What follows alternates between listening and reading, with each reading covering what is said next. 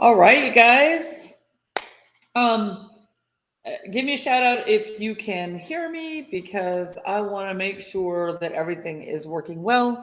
I've had a couple of glitches this week, a little bit of struggles in the last couple of days trying to get things prepared. Still learning the new software. So anyway, if you can hear me, give me a shout out, um, and we will hope that this is all connecting the way it's supposed to.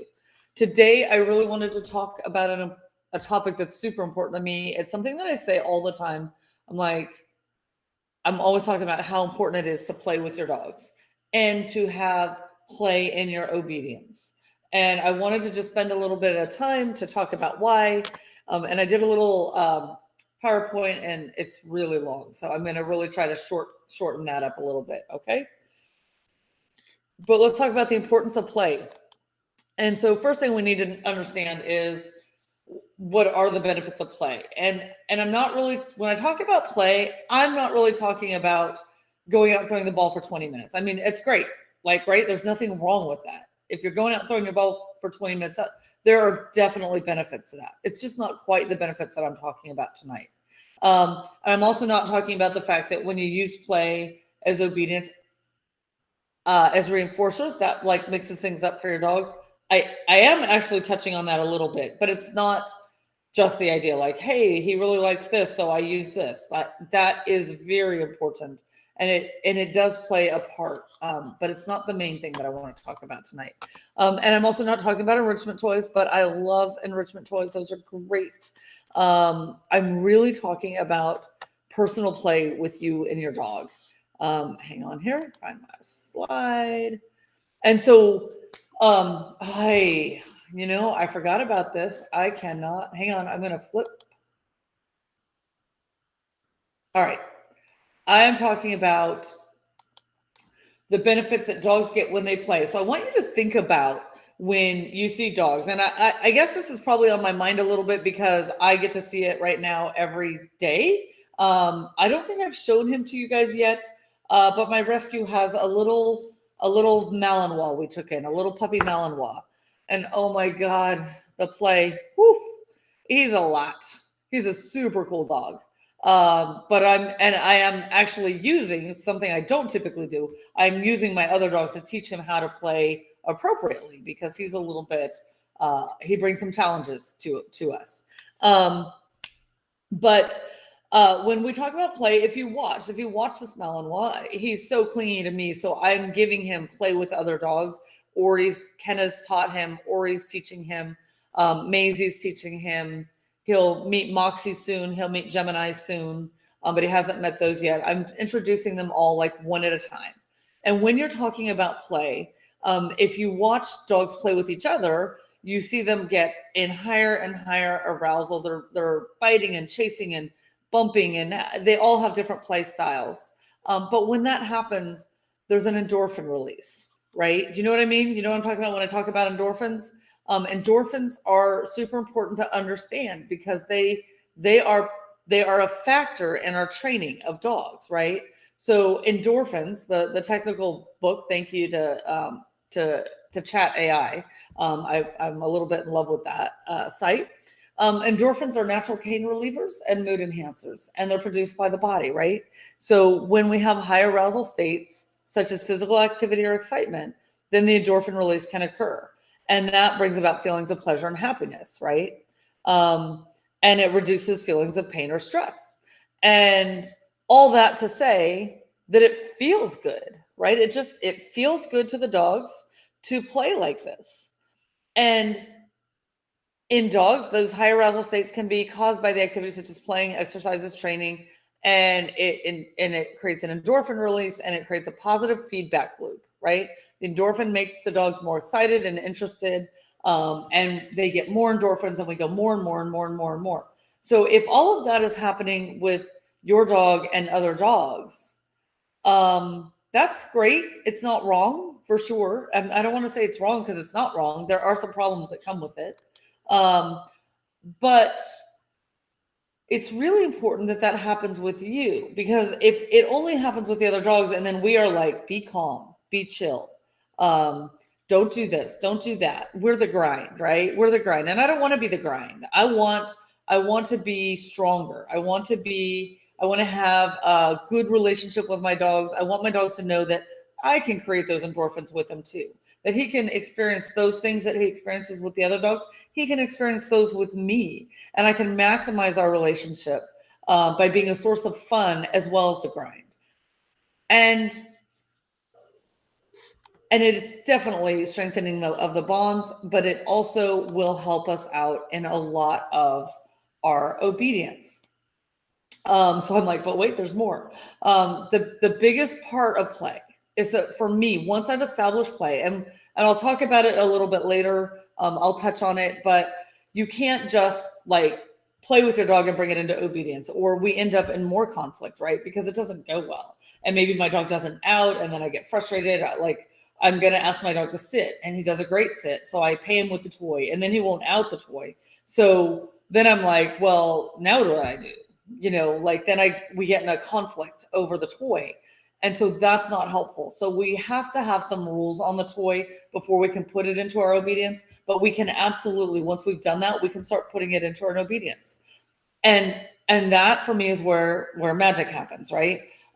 Because the biggest complaint I get from dogs about their owners is, and I'll sum it up, dogs always find it home, but when we go and he's distracted, he doesn't listen and he's stubborn. He just, and it's not that. It's that what I'm really hearing, what I'm interpreting this to be, and I understand that's the best they know to tell me, and I get it. So he always listens at home, but when he's distracted, he doesn't listen. He's stubborn. He's whatever.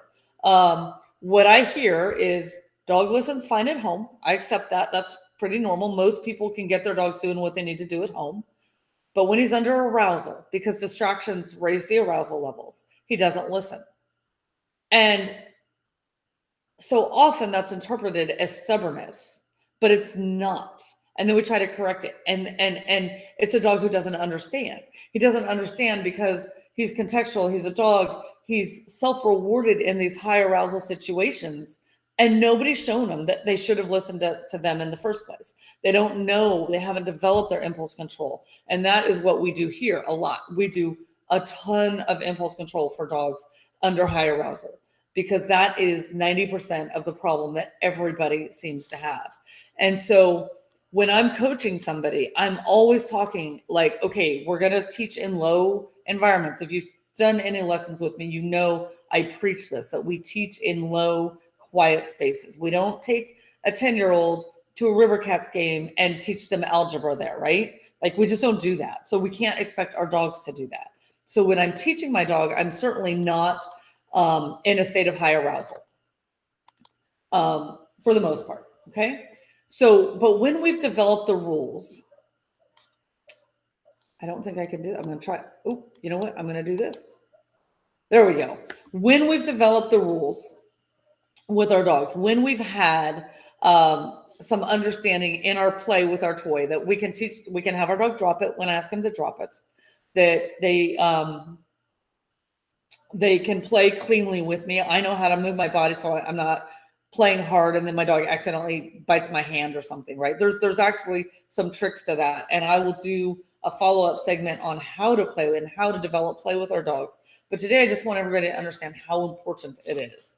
So when we develop play with our dogs, we're not just having a good time, but we start to play and then we suddenly stop playing and we're like, sit.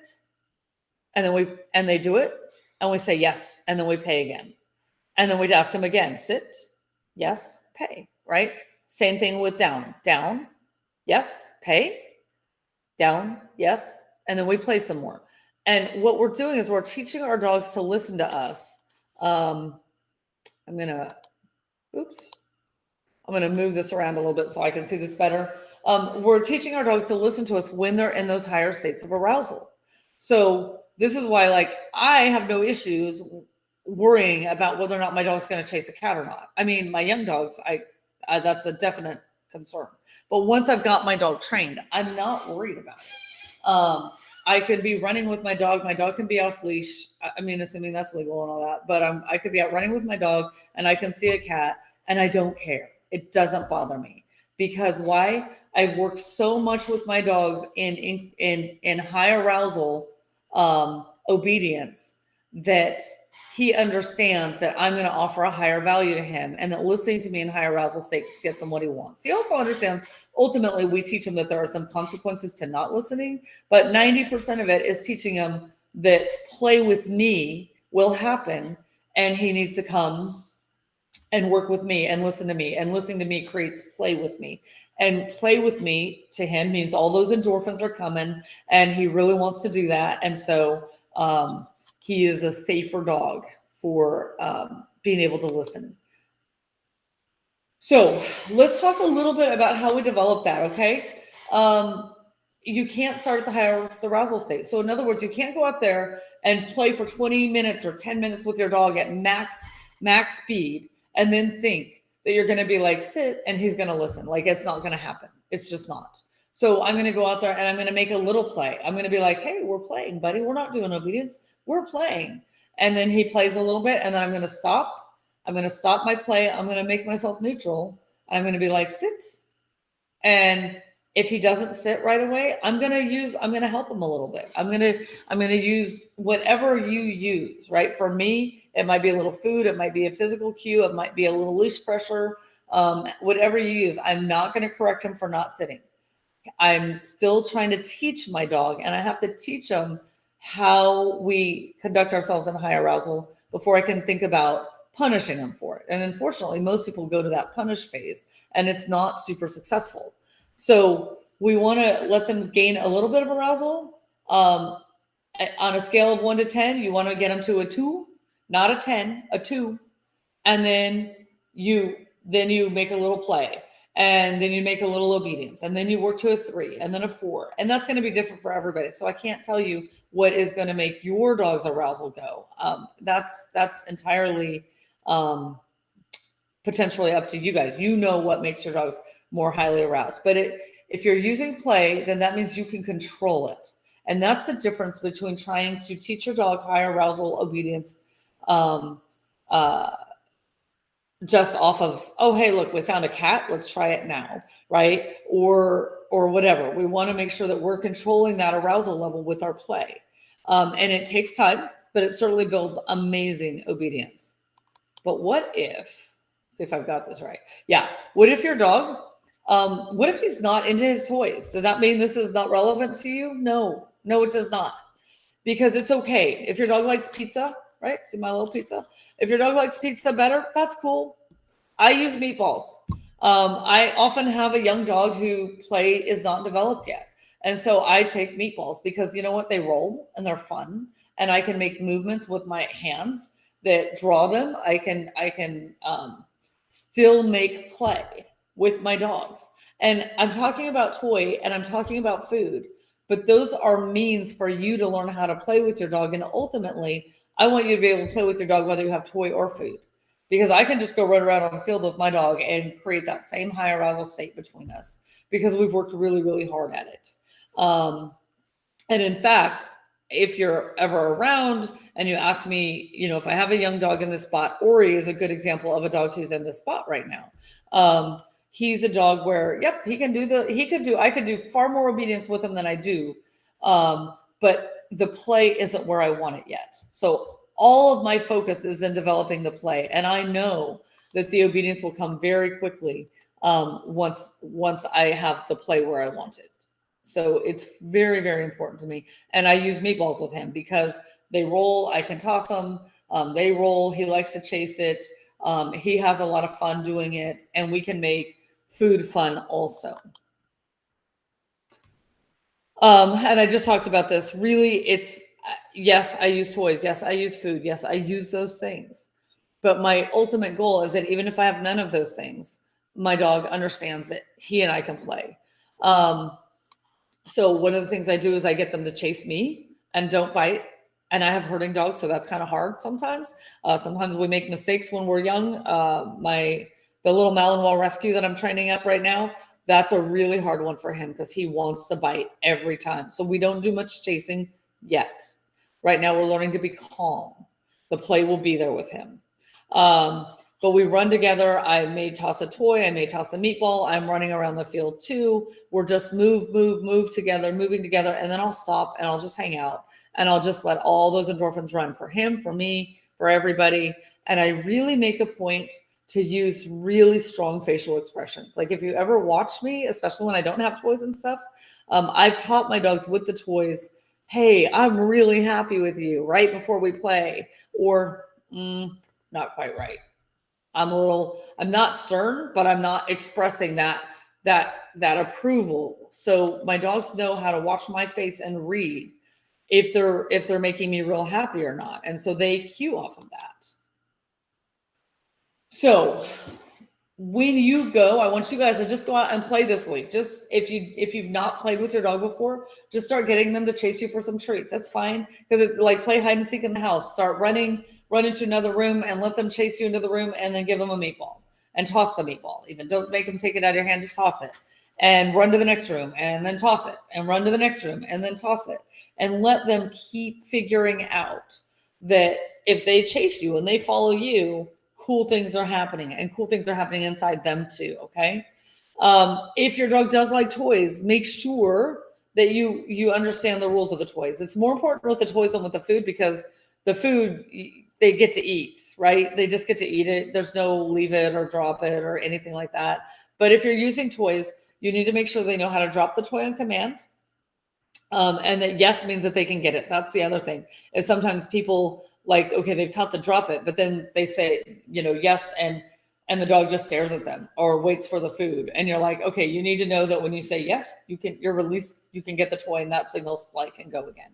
And if you want to use a different marker than you use for food, some people definitely do that. I do not necessarily. I don't. For me, I don't find the value there, but it's very valuable for several people. So you can absolutely do that if you find that to be valuable. Okay, so that's something to consider. But once you say yes and they can get it, then what we're going to do is we're going to throw or tug with them just a little bit, not a lot of it, just a little bit. And then you're going to stop, and your body's going to become neutral, and you're going to be like, sit. And if they don't, you need to help them. Either you have a leash on them, you use a little leash pressure, a hand signal, a food lure, whatever you've done for your foundation. And when they do it, yes, and engage and play with them again, and do it again and again and again until they can sit on their own without that help. And when they've got that really well, 90% of the time, okay, guys, 90% of the time, not I did it once. That doesn't mean your dog knows it. 90% of the time. Again, if you've trained with me, you know I'm always looking for that 90% of the time. Over time, you're going to let that play go a little bit longer in between commands. And what you're doing is that the longer the play goes, the higher into arousal they're going, right? And then they're going to make a mistake. Now, we don't want to make it so hard that they make the mistake. We want to go ideally just a little bit higher and a little bit higher and a little bit higher. But I promise you're going to push a little bit. They are going to make a mistake. We don't punish it. All right. We don't punish it. It's really important, you guys. They're not trying to be jerks. I promise you, they're awesome dogs, but they don't understand under that arousal. And so you're going to help them. Right. And you want to make sure the same way we did on the very first ones. We're going to use that leash pressure, hand signal, food, whatever you use. Okay. But that's what we want to do. So I want you guys to get out and try to do some play this week. Have fun and go play. If you have any questions about it, feel free to drop me a DM. Also, check out, I'll put it in the comments. I want you to check out, we've created a community over in my virtual world. I'm building more of my virtual world over on the Kajabi site and in the Kajabi app itself. And so you don't have to be an obedience client to go join our community. I'm going to be doing more and more stuff over there and less on Facebook over time.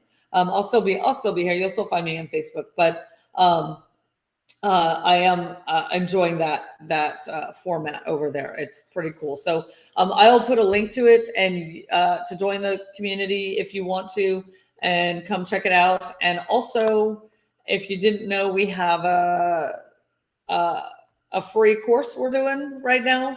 I think it's open for another week or so that you can join to just challenge yourself to teach 5 behaviors with your dog. So if you want to do that, if you want a little help, a little support as you're going through that, give me a shout out, and I'll put links to both of those in the comments. Okay. Have a great evening.